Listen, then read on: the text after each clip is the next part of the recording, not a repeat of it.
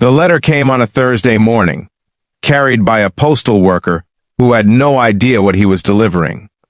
Margaret heard the truck pull up, heard the soft thud of the mailbox lid, and she wiped her hands on her apron before walking down the porch steps, like she had done every day for the past 11 months, like she was still waiting, like part of her never stopped believing that one day something good might find its way back to her.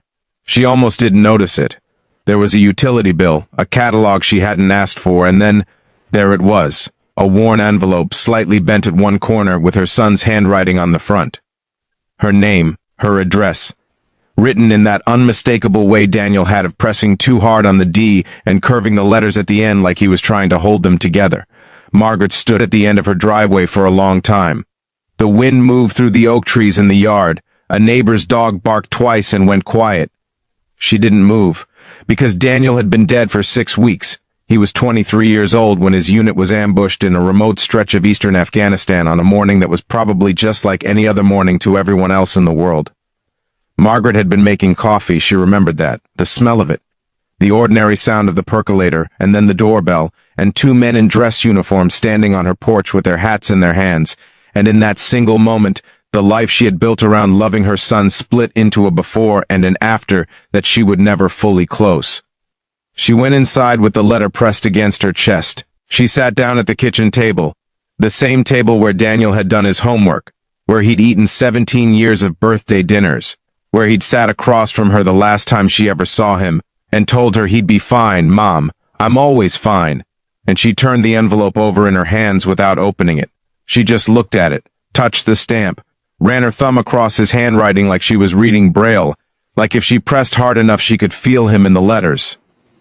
Her husband Ray came in from the garage and stopped when he saw her face. He didn't say anything. He crossed the kitchen in 4 steps and sat down beside her and put his hand over hers, and neither of them spoke for what felt like a very long time. Ray was the kind of man who had always struggled to say the right thing. He'd cried exactly twice that Margaret had ever seen. Once at their wedding, and once when the officers came to the door, but now he just held her hand and looked at the envelope with her. And somehow that was everything. It's his, she finally whispered. Ray nodded. He already knew. She opened it carefully, not tearing, not rushing.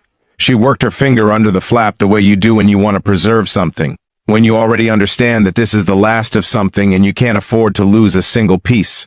The paper inside was folded in thirds, slightly crinkled, the way Daniel always folded things. Never quite straight, always a little rushed, always like he was moving on to the next thing before he'd finished the last one.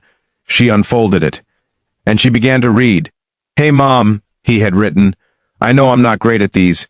You always said I should write more and I always said I would and then I didn't, so here's me finally doing it. Sorry it took a war. She laughed. Through everything she laughed. Because that was so completely, perfectly, heartbreakingly him. He wrote about the heat, about how the mountains out there didn't look like any mountains he'd ever seen in pictures, how they were pale and sharp and ancient-looking, like they'd been there since before the concept of countries even existed. He wrote about the guys in his unit, Reyes, who was from El Paso and made everyone call him Chef, because he somehow managed to cook something edible out of whatever they had, Marcus, who was 21 and had a daughter back home he'd never met in person yet. Only seen on video calls, only touched through a screen.